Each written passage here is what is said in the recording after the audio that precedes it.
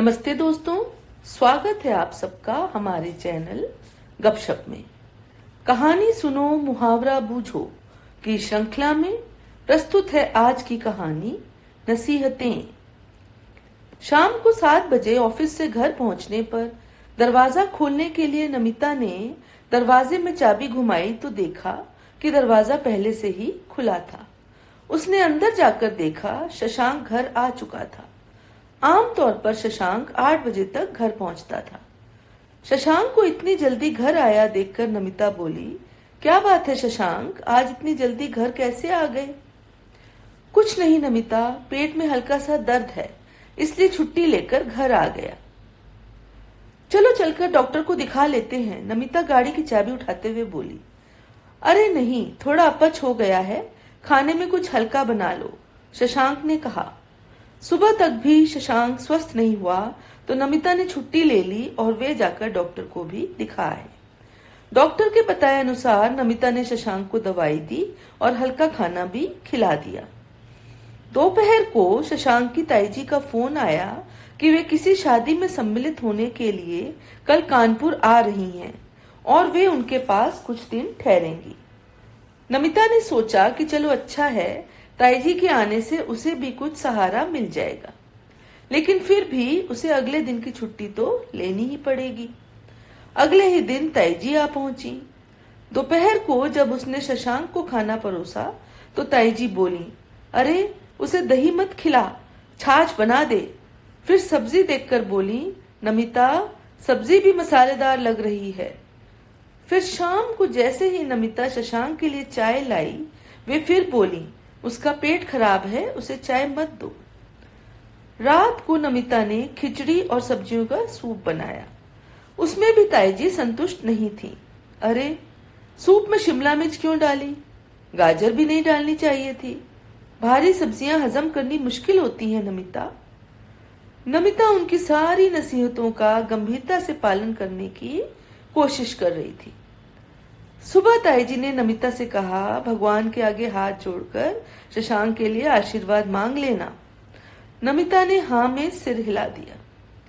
ताई जी की हिदायतों के अनुसार दोपहर का खाना तैयार करके वह ऑफिस चली गई। शाम को घर आने पर ताई जी फिर शुरू हो गई कि नमिता शशांक का पेट खराब है, ऐसे में उसे सुबह का बना हुआ भोजन देना ठीक नहीं है।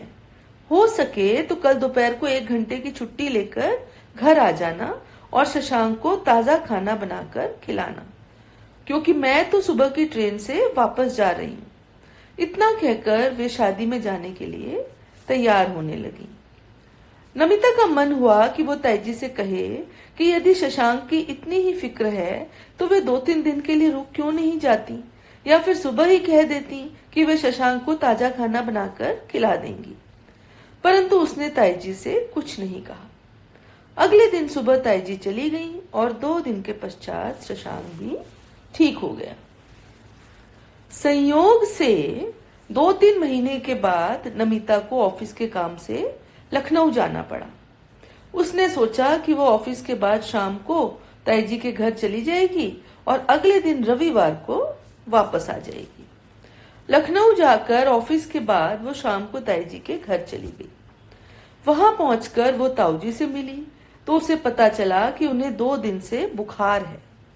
नमिता ने ताऊ जी से पूछा कि ताई जी कहाँ हैं, तो वे बोले कि ताई जी सोसाइटी में सत्संग में गई हुई हैं। यह सुनकर नमिता रसोई में जाकर अपने और ताऊ जी के लिए चाय बना लाई और उसने ताऊ जी को उनकी दवाई भी खिला दी। उसने रसोई में जाकर देखा कि वहां रात के खाने के लिए कुछ भी बना हुआ नहीं था।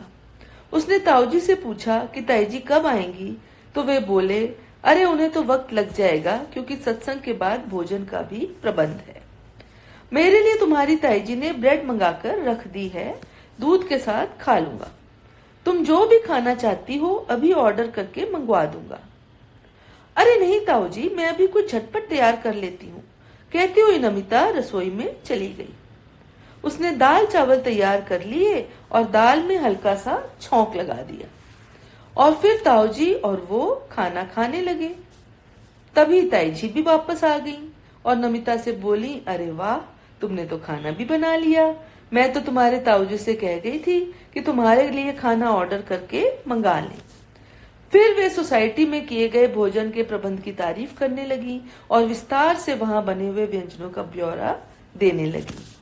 उन्होंने ताऊजी से पूछा कि उनका बुखार अब कैसा है।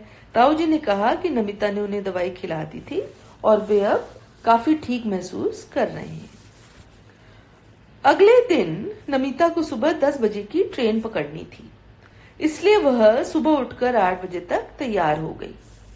तैयार होकर वह कमरे से बाहर निकली तो उसने देखा कि ताऊजी ड्राइंग रूम में बैठकर अखबार पढ़ रहे हैं और 2 कप चाय बनाकर उसका इंतजार कर रहे हैं।